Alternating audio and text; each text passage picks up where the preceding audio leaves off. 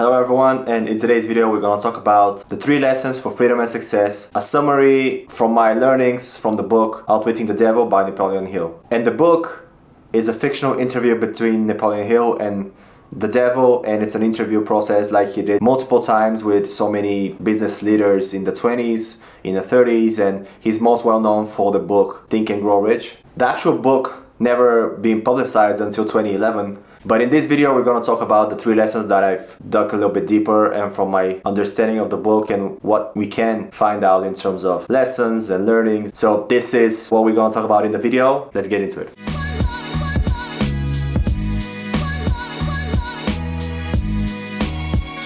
The first lesson is faith or fear.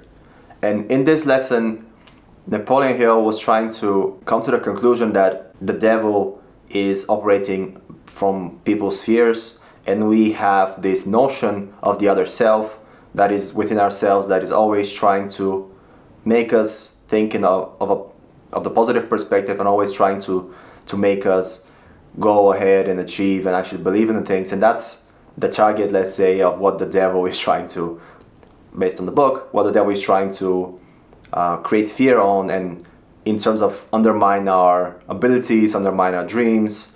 And this is something that is super relatable on a day-to-day basis. I think everyone is battling the battle between faith and fear, trying to navigate to see if the faith is something that we need to hold on to and to give it as a green light for us to do the tasks and chase the goals and pretty much follow our dreams in a more general approach.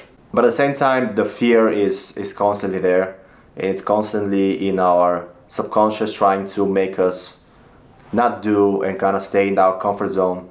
And actually there was an event in Napoleon Hill's life when he received a death threat, so pretty much he stayed for almost a year and just being in a house by family and not going out, so he was like really fearful of his own life.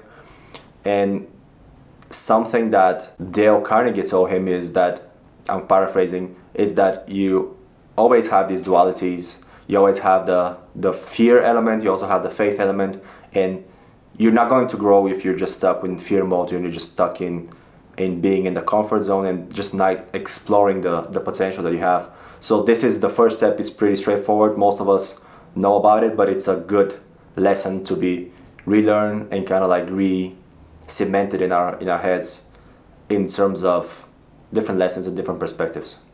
So the second lesson from Outwitting the Devil from Napoleon Hill and chasing freedom, that success we want to have in our outside life, is permanent drifters or dream chasers. And in this notion, drifters, the devil in the book kind of relates to Napoleon Hill, that people who actually do not think for themselves are being influenced on their thinking by outside perspectives, let's say family, friends, people around them. They are drifting toward in life without actually having the idea of who they are, what they want to achieve, and what are the steps that are necessary to actually achieve the things that they want. And this is, let's say, the devil's biggest fear, that people thinking for themselves and having a plan, having the idea of the steps and just being the dream chasers is something that I kind of like put together as the contra thesis of drifters. That dream chasers actually go for the faith, to go towards the goals that they have, and just being open-hearted and just being out there in terms of what they want to achieve, and just chasing their dreams and just following up on their higher purpose to an extent, but also following up on and just seeing the world as a game, trying to see how far and further they can go in terms of steps in their careers, in personal life, in health and fitness, and all the different compartments, different areas that we have on a day-to-day basis. So this is also something that Napoleon Hill later in his book mentions, that this notion of constant drifting is actually eventually turning into hypnotic rhythm, which keeps people busy with trivialities, busy on the day-to-day with things that are actually not changing their lives. And the worst part is that this drifting, based on the book, is something that actually becomes constant.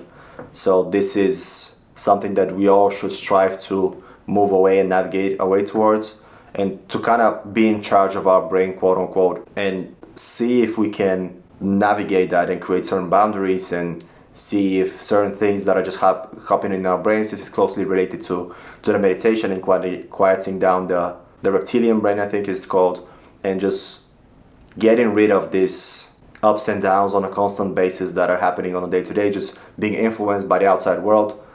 And the idea of not drifting and being a dream chaser is just having this layer, this armor that actually protects you, and you know where your boundaries are, you know what you need to do, and you know where the limits are, and you're kind of like navigating life from that perspective. And this was actually the second step. I think it's super valuable. It's something that it's necessary to be reminded of. It's definitely something that it needs to be reminded to me on a day-to-day basis, because when we're stuck on a day-to-day, we go away from our higher self. We're going away from our long-term visions of who we want to become, and we're just being stuck in these trivialities of life. So this is the second lesson. Let's go to the next. The third lesson, the 7 principles to help us gain mental, spiritual, and physical freedom.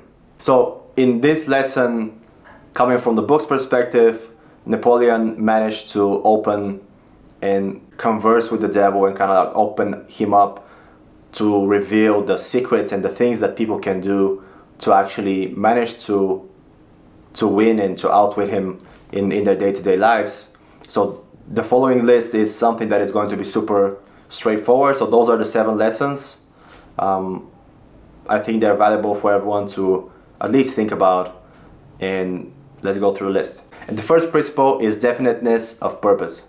This is pretty straightforward. It's just having that big goal, that big aspiration, that target that we're trying to achieve in our lives, and just chasing that without stopping, and just having that relentless speed and just never stopping of doing the little steps on a day-to-day. This is the first principle. The second principle is mastery over self. And in this principle, Napoleon Hill is trying to help us realize that we actually have control of our life, putting boundaries and being in charge of who you are, being in charge of our thoughts, and not being able to be driven by external ideas and external things that do not relate to who you are and not relate to who you want to become. Number 3 is learning from adversity. Failures is something that is kind of, especially in different societies, in different countries, failing is something that is not encouraged. Is getting more and more traction throughout the world, just coming from the perspective that through failures people actually learn, people know what not to do the next time. And the idea behind this that people are in charge, and whether you see failure as a failure or you see failure as a lesson, it's up to you to decide how you see it and how you navigate life after that. And it's super valuable to actually think about this and how it applies to your own life, and see if it's something that you see is relevant for you, and if you're able to think through and decide for yourself to see if it's something that you need to change or something you need to apply. Number 4 is controlling environmental influence.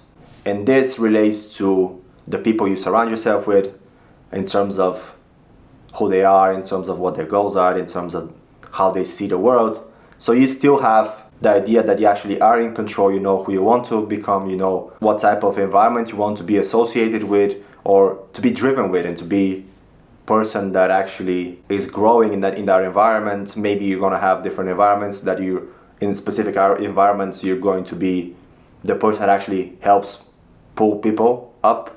And in certain environments, you're going to be looking up towards people. In certain environments, you're going to be surrounded by the people that are on the same level as you. So keep that in mind, and let's go to the next. Number 5 is time. And time is a huge concept.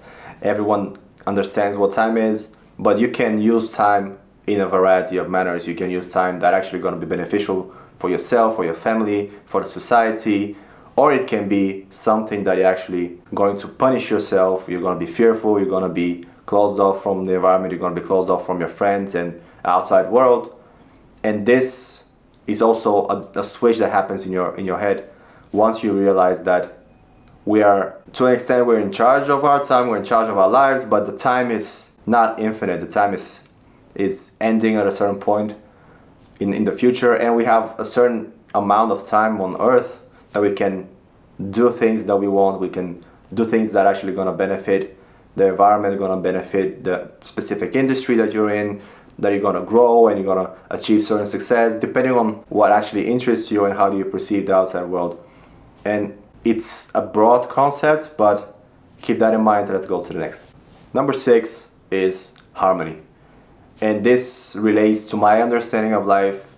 This relates to having a balance in all the aspects in your life, having the balance between work, having the balance between creativity, having the balance between freedom, having the balance between scheduling, having the balance between planning stuff, having balance in all aspects in your life that you can imagine. And I think harmony is something that all people strive to get to, that point that they do not think about the past, they don't think about the future, they're just happy being present in what they achieved in their life and being with the people that are around them and just being in that Zen state, let's say, where there's balance.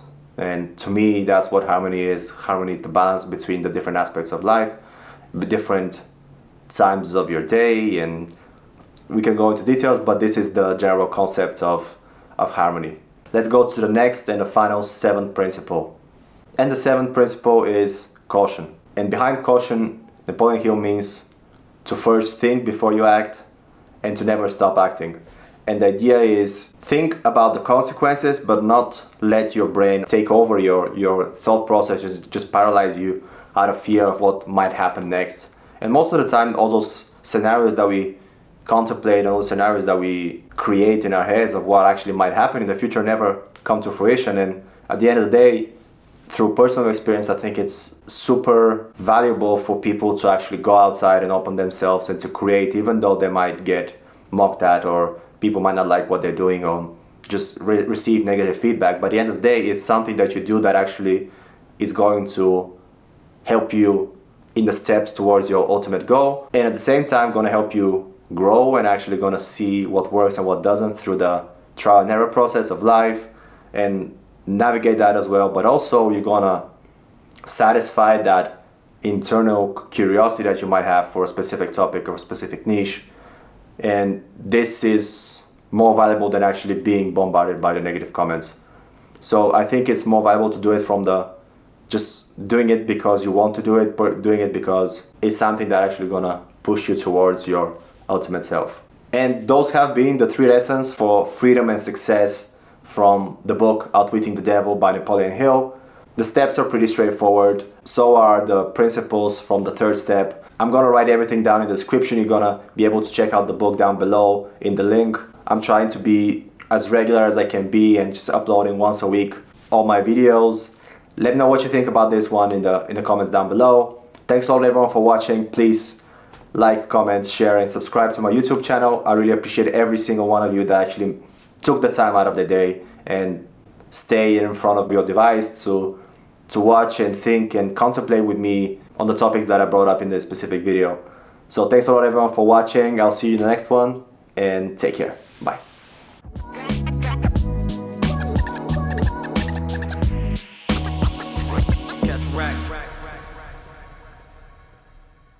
I think that's it.